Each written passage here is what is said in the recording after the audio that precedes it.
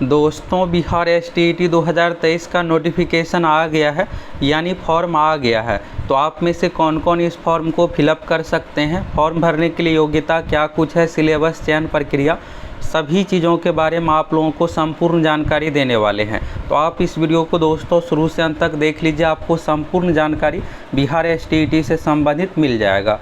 ये रहा दोस्तों आपके सामने ऑफिशियल नोटिफिकेशन। तो यहाँ से आप जो भी चीज़ें हैं, पेपर 1 के लिए क्या कुछ क्वालिफ़िकेशन रखा गया है, पेपर 2 के लिए, इसके बाद एग्ज़ाम कैसे क्या होगा, एग्ज़ाम का सिलेबस क्या कुछ है, सभी चीज़ों के बारे में आपको संपूर्ण जानकारी देने वाले हैं। तो सबसे पहले चीज़ तो आप ये जानना चाहते कि ये नोटिफिकेशन वेबसाइट पर किस वेबसाइट से देखना है, कहाँ से, तो ये देखिएगा दोस्तों। तो अभी आज के डेट में दैनिक भास्कर ये पेपर में छपा हुआ है, तो यानी ये फॉर्म तो आ गया। और रही बात वेबसाइट की, तो वेबसाइट पर भी आज शाम तक आ जाएगा। तो कहाँ से डाउनलोड करना है बिहार एसटीईटी का नोटिफिकेशन, सभी चीज़ों के बारे में आपको संपूर्ण जानकारी इस वीडियो में देने वाले हैं। तो ये देखिएगा दोस्तों, बिहार शिक्षा विभाग, बिहार विद्यालय परीक्षा समिति के माध्यम से ये नोटिफिकेशन जारी किया गया है। यानी ये एग्ज़ाम जो लिया जाएगा बीएसईबी की ओर से। तो फॉर्म सारा कुछ आपको ऑनलाइन फिलअप करना है, ऑनलाइन फिलअप कीजिएगा, इसके बाद एग्ज़ाम होगा। और ये एग्ज़ाम जो होगा दोस्तों, एक ही एग्ज़ाम इसमें है। तो अब चलिए यहाँ से आप योग्यता, चयन प्रक्रिया, सभी चीज़ों के बारे में देखिए। तो यहाँ पर है माध्यमिक शिक्षक पात्रता परीक्षा एसटीईटी 2023 का आयोजन एवं उक्त परीक्षा से संबंधित अभ्यर्थियों को संपूर्ण जानकारी यहाँ पर दिया गया है। सबसे पहले तो दोस्तों आप सभी ये बताइए कि आप में से कौन कौन टीचर बनना चाहते हैं और आप किस वैकेंसी के इंतज़ार में, बिहार दरोगा, बिहार एसएससी, किस भर्ती की बेसब्री से इंतज़ार कर रहे हैं। अधिक से अधिक कमेंट करके ज़रूर बताइए। ये हो गया दोस्तों। तो यहाँ पर देखिएगा तो एसटीईटी के माध्यम से जो है 2 पेपर है, पहला पेपर 1 है और दूसरा जो है पेपर 2 है। अब चलिए यहाँ पर अर्हता यानी योग्यता, चयन प्रक्रिया के बारे में देखिए। तो सबसे पहले यहाँ पर है संरचना, पहले नंबर पॉइंट में। तो पात्रता परीक्षा के लिए प्रश्न बहुविकल्पी होंगे, यानी 4 ऑप्शन वाला होगा। इसके बाद है प्रत्येक प्रश्न 1 अंकों का होगा, निगेटिव मार्किंग नहीं होगी। तो सबसे ये आपके लिए प्लस पॉइंट है कि इसमें निगेटिव मार्किंग नहीं है।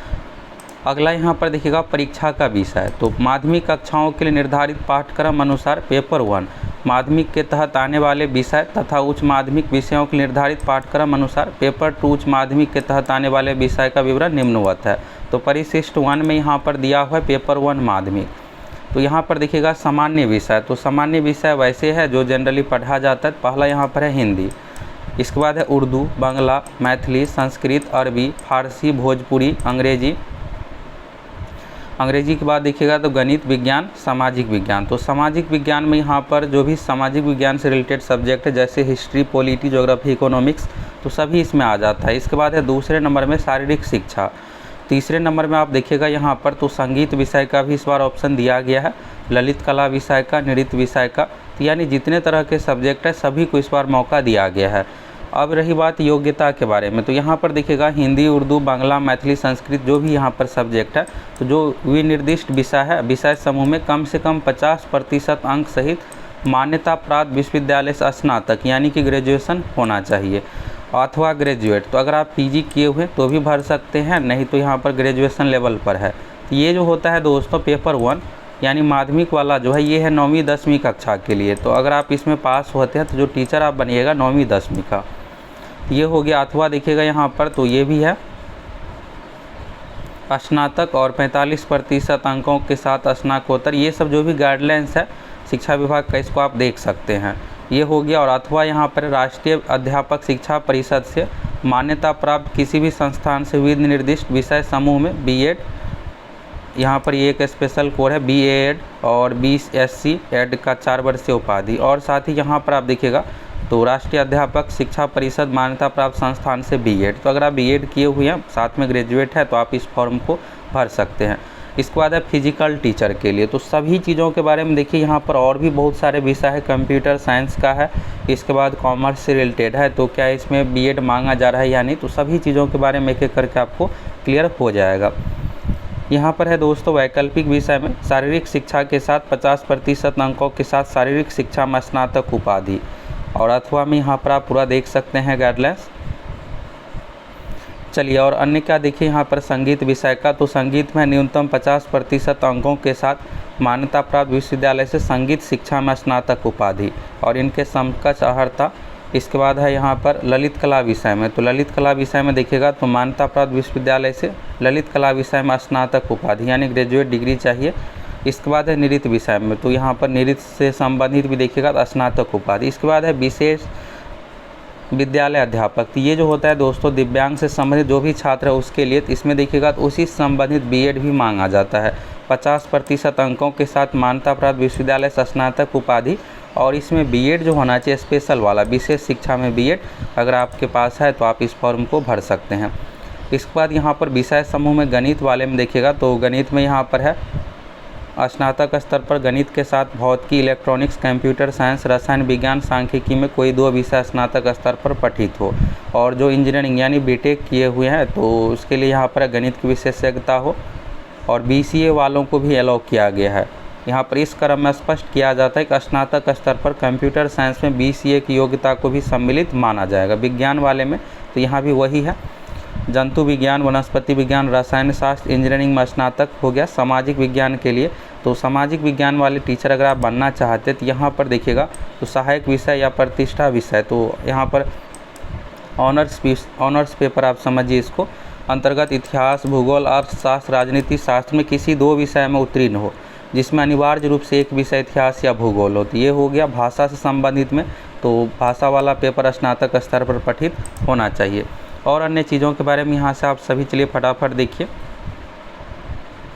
अब इसके बाद यहाँ पर दोस्तों पेपर 2 हो गया, तो पेपर 2 जो है 11वीं 12वीं के लिए, उच्च माध्यमिक यानी 11वीं 12वीं के लिए अगर आप इसमें पास होते हैं तो 11वीं 12वीं का टीचर बनिएगा। तो सामान्य विषय में यहाँ पर हिंदी, उर्दू, अंग्रेजी, संस्कृत, बांग्ला, मैथिली, मगही, अरबी, फारसी, भोजपुरी, पाली, प्राकृत, गणित, भौतिक विज्ञान, रसायन शास्त्र, जीव विज्ञान, इतिहास, भूगोल, राजनीति शास्त्र, समाज शास्त्र, अर्थशास्त्र, दर्शन शास्त्र, मनोविज्ञान, गृह विज्ञान, यानी 24 तरह का सामान्य विषय वाला पेपर हो गया। इसके बाद वाणिज्य विषय कॉमर्स से संबंधित, कंप्यूटर साइंस हो गया। यहाँ पर कंप्यूटर साइंस की जो बहाली यहाँ पर रखा गया है 11वीं 12वीं में, कृषि विषय कृषि विज्ञान में, संगीत विषय संगीत। और सामान्य वाले जो विषय है दोस्तों इसमें 50% अंकों के साथ स्नातकोत्तर यानी कि पीजी का आपके पास डिग्री होना चाहिए विनिर्दिष्ट विषय में। तो यहाँ पर जो भी जैसे हिंदी अगर आप टीचर बनना चाहते हैं हिंदी से संबंधित पीजी का डिग्री होना चाहिए, और राष्ट्रीय अध्यापक शिक्षा परिषद से मान्यता प्राप्त बीएड होना चाहिए अथवा में। तो यहाँ पर जो भी गाइडलाइंस है इसको आप एक बार देख सकते हैं, फॉर्म भरने से पहले आप एक बार पूरा पढ़ लीजिएगा। इसमें देखिएगा तो एमएड को भी अलाउ किया गया, न्यूनतम 55% अंकों के साथ समकक्ष ग्रेड के साथ विनिर्दिष्ट विषय में स्नातकोत्तर यानी पीजी, और 3 वर्ष एकीकृत बीएड एमएड। तो यहाँ पर इस तरह से एकीकृत वाला होना चाहिए।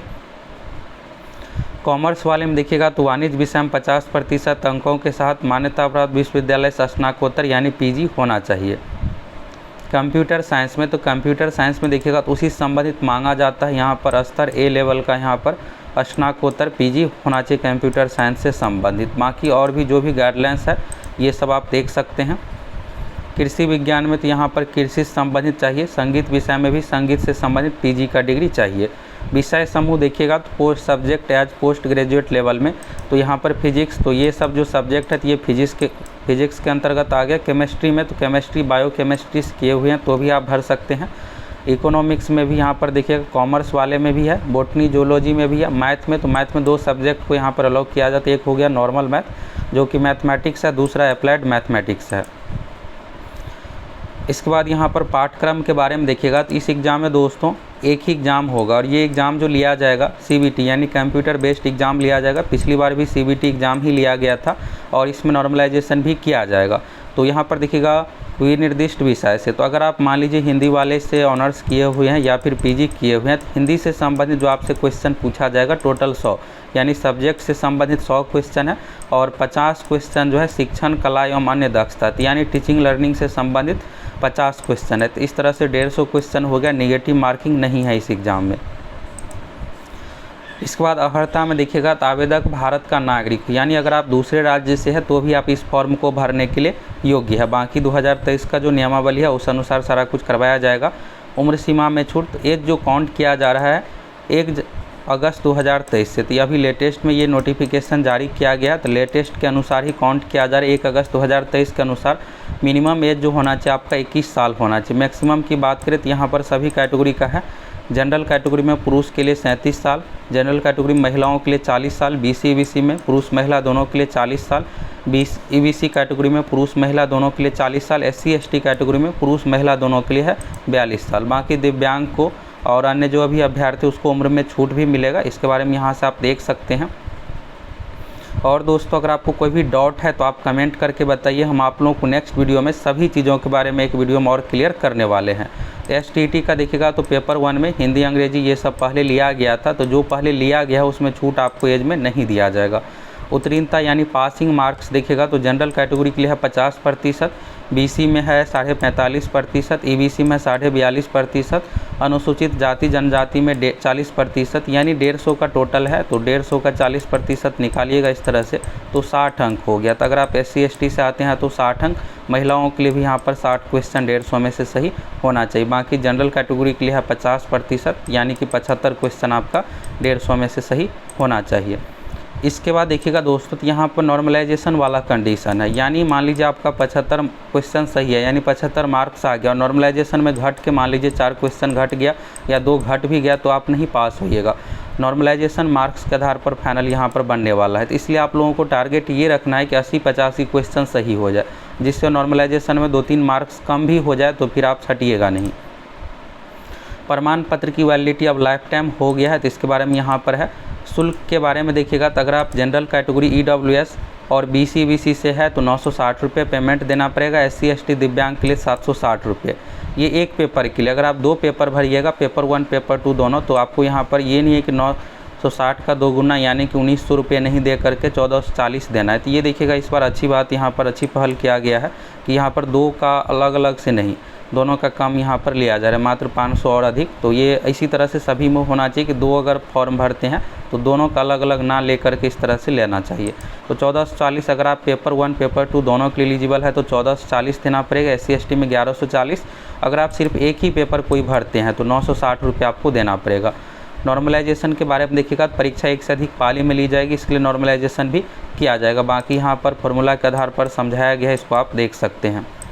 निगेटिव मार्किंग नहीं है परीक्षा में, लेकिन आपको ज़्यादा निगेटिव नहीं करना है, नॉर्मलाइजेशन में ऋणात्मक का प्रभाव पड़ सकता है। परीक्षा जो है दोस्तों 150 मिनट यानी 2.5 घंटे की होगी। CBT परीक्षा ली जाएगी। फॉर्म आपको कैसे फिलअप करना है तो और देखिएगा यहाँ पर तो परीक्षा के लिए जो है 9 अगस्त से लेकर के 23 अगस्त तक आप फॉर्म फिलअप कर सकते हैं। तो आज शाम में दोस्तों वेबसाइट पर फॉर्म आ जाएगा। वेबसाइट क्या है तो देखिए शिक्षा विभाग की ओर से हर बार ऐसे ही होता है कि पहले पेपर में ही नोटिफिकेशन जारी किया जाता है, बाद में वेबसाइट पर।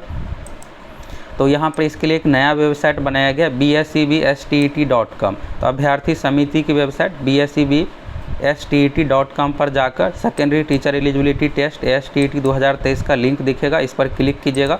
क्लिक करने के बाद आप सभी फॉर्म फिलअप कर सकते हैं। फॉर्म भरने का पहला चरण है रजिस्ट्रेशन, जिसमें आपको बेसिक डिटेल्स, नाम, father's name, date of birth, mobile number, email ID ये सब देना है। इसके बाद परीक्षा शुल्क भुगतान करना है जो कि 960 रुपये रखा गया है। इसके बाद आपको फॉर्म भरना है। इसके बाद आपको फ़ोटो, सिग्नेचर और डॉक्यूमेंट अपलोड करना है, सबमिट करना है, प्रिंट निकालिएगा, फॉर्म आपका फिलअप हो जाएगा। तो यहाँ पर वेबसाइट के बारे में आप सभी देख लिए। बाकी जो भी महत्वपूर्ण निर्देश है इसको आप देख सकते हैं। फॉर्म भरते समय दोस्तों आप सभी को डॉक्यूमेंट भी अपलोड करना पड़ेगा। मैट्रिक, इंटर, स्नातक, स्नाकोत्तर यानी PG, BEd का, अन्य शैक्षणिक योग्यता, SC ST प्रमाण पत्र, EBC BC से है तो NCL नॉन क्रीमिलियर प्रमाण पत्र आपको, साथ ही घोषणा पत्र भी आपको फिलअप करके देना पड़ेगा। तो सभी चीज़ों के बारे में यहाँ से आपको संपूर्ण जानकारी मिल गया। अगर आपको दोस्तों कोई भी डाउट है तो फटाफट कमेंट करके बताइए। और दोस्तों हम आप लोगों को पिछली बार जो 2019 में STT लिया गया था तो उसका प्रीवियस ईयर का क्वेश्चन भी आप लोगों को प्रोवाइड करवाने वाले हैं। तो अगर आप पहली बार चैनल पर आए हैं तो फटाफट चैनल को सब्सक्राइब कीजिए और कमेंट करके बताइए कि आप लोग पिछले साल का क्वेश्चन देखना चाहते हैं। हम आप लोगों को प्रीवियस ईयर का क्वेश्चन भी दिखाने वाले हैं, सभी विषय का कैसे क्या क्वेश्चन पूछा जाता है। इसलिए आप सभी को चैनल सब्सक्राइब करके जुड़ जाना है।